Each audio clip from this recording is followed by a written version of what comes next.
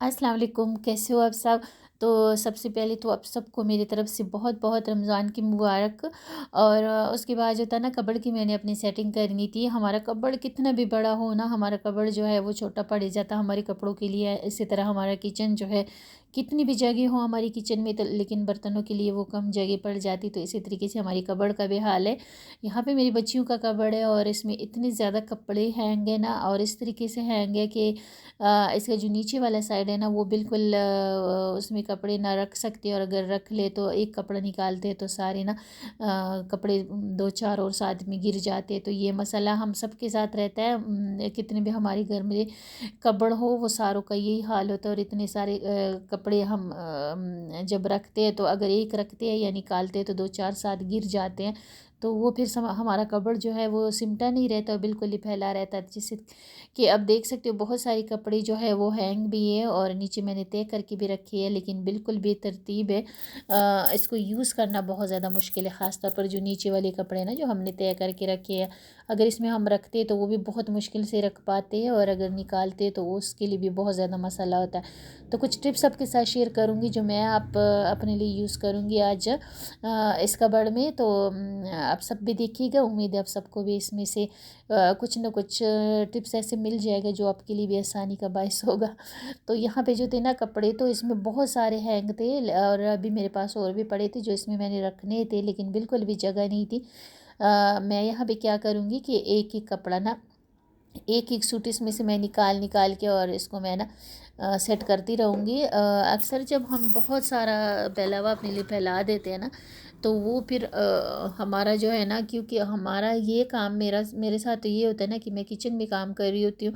तो अक्सर मुझे छोड़ के वो जाना पड़ता है कि कोई और इमरजेंसी काम आ जाता है, बच्चों को कुछ चाहिए होता है या कोई और बच्चे आवाज़ दे रहे होते, तो फिर हमको छोड़ के ना जाना पड़ता है। तो इस तरीके से मैं कभी भी अपने लिए ना फैलावा ज़्यादा नहीं करती। जैसे कि ये कबड़ का भी ये था कि मैंने एक एक सूट निकाला इसमें से और उसको अच्छे से सेट करके और हैंग किया, और फिर उसको हैंग किया तो फिर मैंने दूसरा निकाला।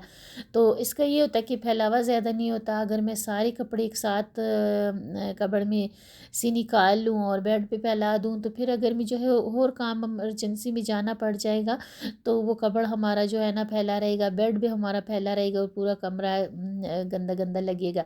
तो इस तरीके से मैं कभी भी एक साथ फैलावा नहीं इस तरह डालती अपने लिए। तो एक एक सूट में निकाल निकाल के उसको सेट करती रहूँगी जब तक कोई और दूसरे इमरजेंसी के लिए मुझे बाहर नहीं जाना पड़ता, तब तक मैं रूम में इसको सेट करती रहूँगी। तो इससे ये होगा कि फैलावा भी नहीं होगा, और जितना मैं कर सकूँगी एक साथ एक टाइम पे वो मैं कर लूँगी, बाकी जो रह जाएगा बाद में भी कर सकती हूँ। तो इस तरीके से मैंने अच्छे से सूट सूट करके, जो थ्री पीस सूट था ना, सूट सूट करके मैंने अच्छे से इस तरह तय करके और इस तरीके से ना अपने हैंगर में हम हैंग कर लेंगे। तो ये इससे क्या होगा कि ये इसकी लेंथ थोड़ी सी छोटी हो गई, तो नीचे कबड़ भी हमारा फ्री रहेगा और हमारे जो कपड़े हैं वो भी अच्छे से तय रहेंगे, तो हैंग भी रहेंगे। और एक ये होगा कि बिल्कुल थ्री पीस जो सूट थे उसको मैंने इस तरह हैंग किया ना, तो ये होगा कि बच्चियों को पता भी होगा कि ये थ्री पीस है और ये टू पीस है और ये शर्ट है।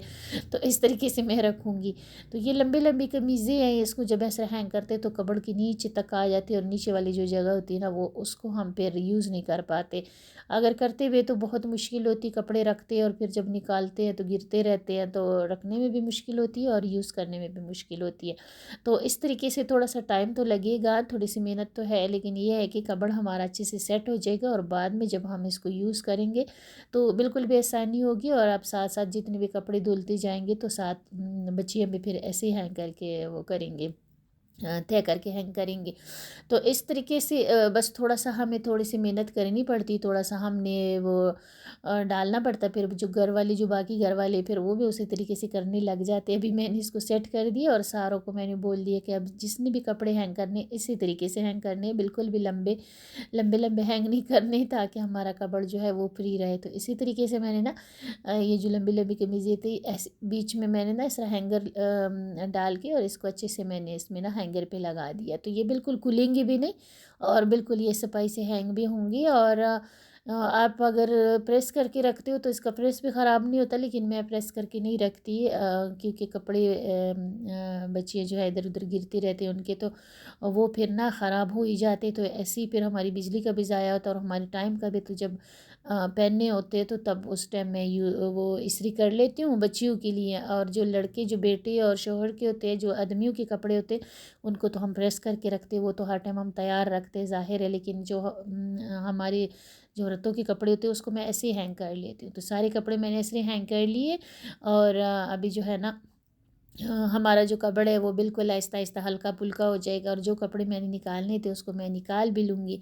तो इस तरीके से हमारे हर जो घर में जितने भी मसाले और जितने भी मसाइल आते हैं उसका हल हमारे पास ही होता है, और हम उसको अपने लिए आसानी कर सकते हैं। लेकिन बस थोड़ा सा सोचने का, थोड़े से टिप्स और ट्रिक्स हमने यूज़ करने होते हैं, तो उसी चीज़ों में हमारे लिए आसानी होती है अगर हम थोड़ा सा दिमाग से काम लेते हैं तो ऐसी तरीके से मैंने सारे कपड़े इसमें से एक एक करके निकाला, एक साथ सारे नहीं निकाले जैसे कि आप देख सकते हो। और अच्छे से इसको ना हैंग कर लूँगी, तो ये सही सिमटे भी रहेंगी। और एक ये होगा कि अगर हम ऐसे रखते हैं तय करके, किसी का दुपट्टा इधर होता है, किसी की शलवार उधर होती है, तो इस तरीके से ये होगा कि 3 पीस सूट मैंने सारे ऐसे ही हैंग कर लिए हैं। जो 2 पीस थे उसको मैं तय करके रख लूँगी, तो कपड़ भी हमारा अच्छे से फ्री रहेगा, और यूज़ करना भी बिल्कुल आसान रहेगा। बस थोड़ा सा टाइम तो लगता है इन चीज़ों में, लेकिन ये होता है कि आगे फिर आपके लिए आसानी हो जाती है, आप फिर आराम से यूज़ करते रहते हो, फिर कोई सरदर्दी नहीं रहती।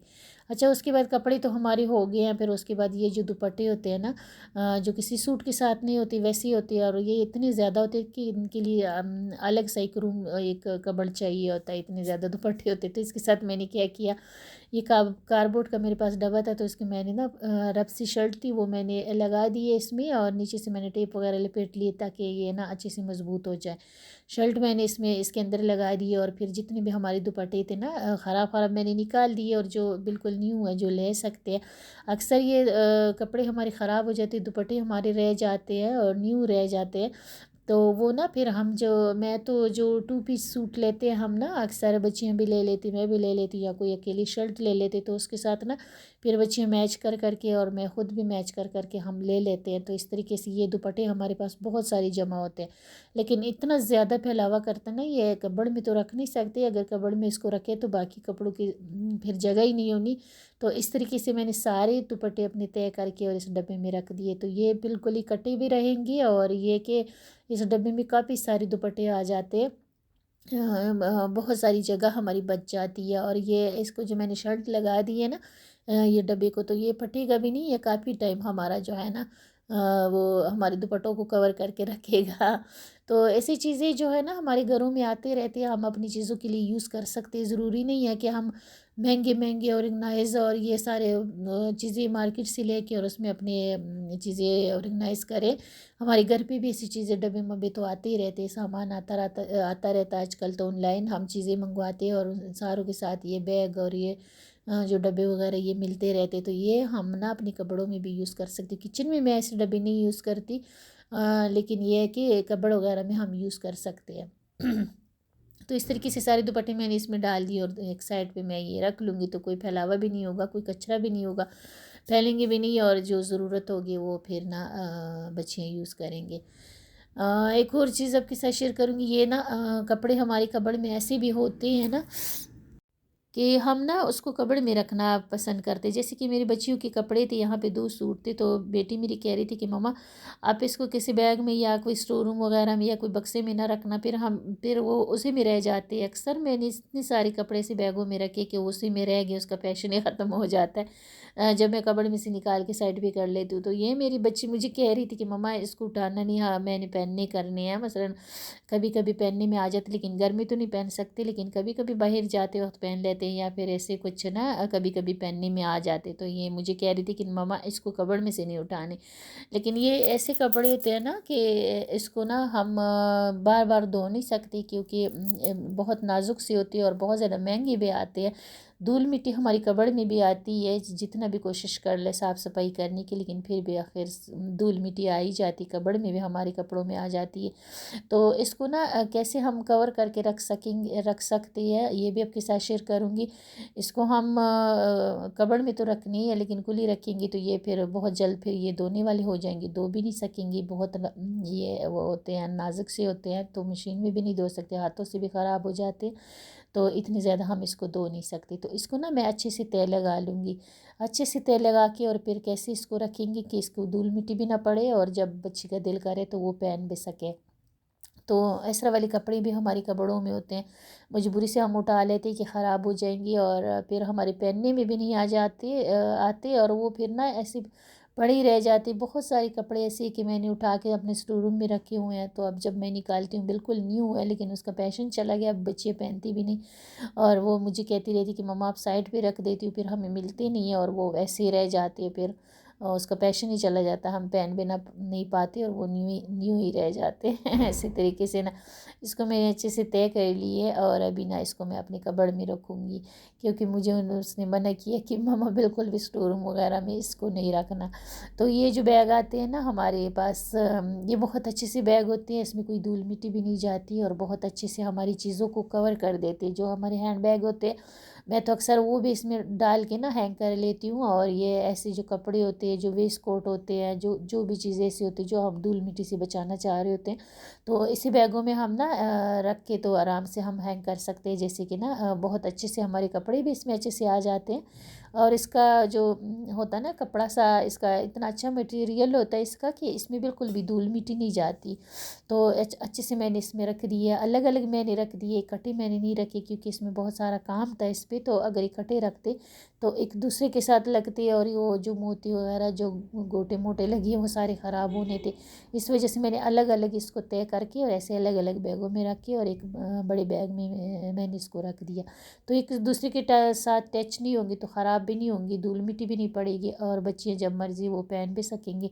लेकिन वापस ऐसे तरीके से फिर वापस रखेंगे तो बिल्कुल भी ख़राब नहीं होंगे। तो इस तरीके से मैं बड़े बैग में डाल दी हैं दोनों अलग अलग पैक करके, तो मैंने ना बड़े बैग में डाल दिया। अभी इसमें हैंगर लगा लेंगी और अभी इसको ना अपनी अलमारी में जहाँ मर्ज़ी अब हैंग कर ले, बिल्कुल भी इसमें धूल मिट्टी नहीं जाएगी, ख़राब भी नहीं होगी। जब मर्ज़ी निकाल के यूज़ कर ले और वापस इसको तय करके इसे हैंग कर ले, बार बार धोने की ज़रूरत भी नहीं पड़ेगी और जब धोएंगे नहीं तो ख़राब भी नहीं होंगे।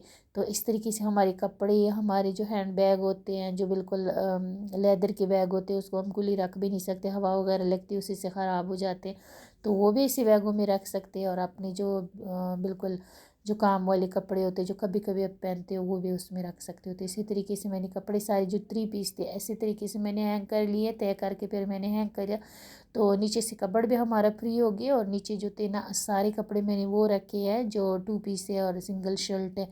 तो कपड़ हमारा ऐसा था कि इसमें ना वो हुआ दीमक से लगी हुई है नीचे मेरे पोर्शन में सारे में दीमक लगी हुई, तो इसको ज़रा इग्नोर करेगा, इसको सही करना है। लेकिन अभी फ़िलहाल मैं इसको ऐसे तरीके से यूज़ कर रही हूँ। साफ़ सुथरा मैंने किया लेकिन फिर भी मिट्टी की निशान है जो वो ना ऐसे लग रही थी कि गंदा है, लेकिन इसको मैंने अच्छे से साफ़ किया, गंदा ये नहीं। लेकिन दीमक वगैरह लगी हुई है नीचे, तो ये फिर ना नीचे पोर्शन मेरा सारा सही करने वाला।